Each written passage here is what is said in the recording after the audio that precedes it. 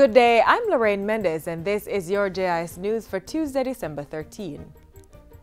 The Ministry of Industry, Commerce, Agriculture and Fisheries has started investigations to determine distribution sources of fake rice reportedly being sold in the local market. The move was announced at an emergency press conference Monday. The Bureau of Standards is currently running tests on samples of rice being sold in community shops and supermarkets. They originate from the 8 countries that export rice to Jamaica. For the testing, our chemistry lab will do a burn test, infrared scan test, and a moisture content test. The infrared scan test is supposed to detect if there is anything in the rice that is not authentic, that should not be there. The turnaround time for the testing could be approximately 72 hours. The CEO of the BSJ's National Compliance Regulatory Authority says the fake rice is hard to detect due to its similarity to real rice. As a result, only through cooking will consumers realize the difference. The Jamaica Customs Agency has placed a temporary cease on the clearance of rice at all ports of entry. Meanwhile, the Consumer Affairs Commission, CAC, is advising consumers to be extremely vigilant when purchasing rice this festive season. At Monday's press conference, the Commission's CEO, Dulcie Allen, said consumers should ensure that they buy rice from a reputable organization and retain their receipts as proof of purchase. And report it to the Consumer Affairs Commission so we can know exactly where the items are coming from, so we can advise regulatory bodies to carry out tests on those locations. In other news, government has made good on its promise to reduce interest rates on funds it off-lends to financial institutions. The aim is to facilitate development of the micro, small and medium-sized enterprise MSME sector. The money is made available through the Development Bank of Jamaica DBJ under a special loan fund that's sponsored by the World Bank. Finance Minister Audley Shaw says his ministry is on-lending the funds to the DBJ at 2% interest rate. The DBJ in turn on-lends the funds to financial institutions at 1% interest rate. We are encouraging the approved lending institutions to put no more than 3% on it. What is that? 6%.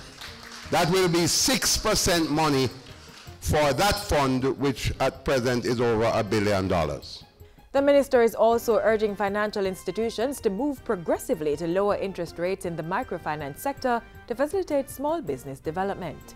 Now that we have granted 2 new licenses for the commercial banking sector, it is hoped that the overall profile of interest rates will continue to trend down while we increase loans to the productive sector so that that can fuel the economic activity, the job creation, the productivity, the foreign exchange earnings, and the wealth that we all seek to achieve. Minister Shaw was addressing the JN Small Business Loans Limited luncheon recently. Meanwhile, Agriculture Minister Samuda is calling on financial institutions to increase their lending to the agricultural sector. Minister Samuda was also addressing the JN Small Business Loans Limited luncheon. Pointing out that agriculture contributes over 30% to the island's GDP, he says the sector is the best vehicle to deliver growth and earn foreign exchange. As such, the minister wants players in the industry to access loans at no more than 4% interest rate. We feel confident that if emphasis is placed on the union that must be forged between agriculture, industry, and the distributive trade, coupled with a working relationship with the banking community, I think we would have achieved a great thing. And it will lay a foundation, a solid base on which to build a vibrant economy.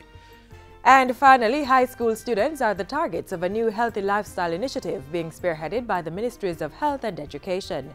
The Healthy Youth, Positive Energy Hype Tour kicked off last Friday at Central High School in Maypen, Clarendon. Lifestyle diseases are what is affecting most of us now. As a matter of fact, over 60% of our population dies because of these diseases, and it has to do with the practices, the behaviors that we have: unhealthy eating, physical inactivity, smoking, and the harmful use of alcohol. So if we can really get our school children, as young as they are, to start practicing the healthy lifestyle behaviors, we can start changing that kind of statistics. And Notta Bay High School is the next stop on the Hype School Tour. Schools in Montego Bay and Kingston are also included in the tour stops.